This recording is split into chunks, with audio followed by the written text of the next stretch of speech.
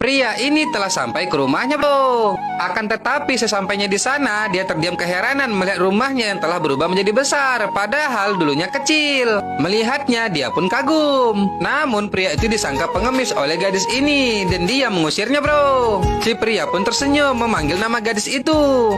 Mendengar pria itu mengenalnya, gadis ini pun heran. Ya Tuhan, seorang pengemis tahu namaku. Pria itu pun mengatakan, aku kakakmu. Kakak siapa? Aku adalah Musa. Namun gadis ini menjawab, kakakku sudah mati 20 tahun yang lalu. Aku adalah Musa, ujar pria itu membuat adiknya terkejut dan jatuh pingsan, bro. Dan tak lama kemudian gadis itu disiram dan tersadar dengan rasa syoknya itu. Dia masih terkejut dan kembalinya kakaknya itu. Tapi pria ini menyuruhnya tenang. Ternyata pria ini adalah adiknya Musa juga, bro. Dia takut ketahuan orang. Dan tak lama kemudian pekerjanya pun datang. Melihatnya, pria ini cepat-cepat mendekatinya. Agar orang lain tidak tahu kalau kakaknya masih hidup, dia mengusir pekerjanya itu, bro. Pria ini menyuruh pekerjanya datang lagi besok. Laki-laki itu pun akan pulang. Dia mengira ada tamu. Aku bukan tamu, aku adalah keluarga di rumah ini, jawabnya Musa. Setelah pekerjanya pergi, adiknya ini mendekatinya, bro, sembari mengatakan, kau jangan ribut di luar, masuk saja ke dalam, nanti orang lain bisa tahu. Pria itu pun menjawab, emang kenapa kalau orang lain melihatku? Mereka mengira kau sudah mati. Tidak, aku belum mati. Lalu siapa yang meninggal? Mana aku tahu, tanya saja sendiri. Jadi mayat siapa yang dikubur itu? Mendengarnya, pria ini hanya terdiam, bro. Lalu dia melihat fotonya yang ada di rumah itu. Akan tetapi tiba-tiba dia melihat istrinya telah keluar juga.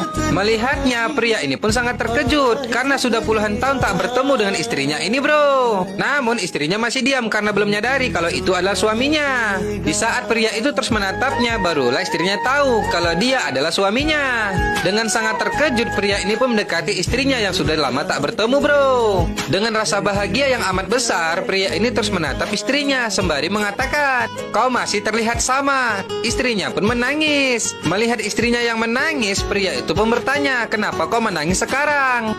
Aku tahu kau selalu menangis kalau bahagia.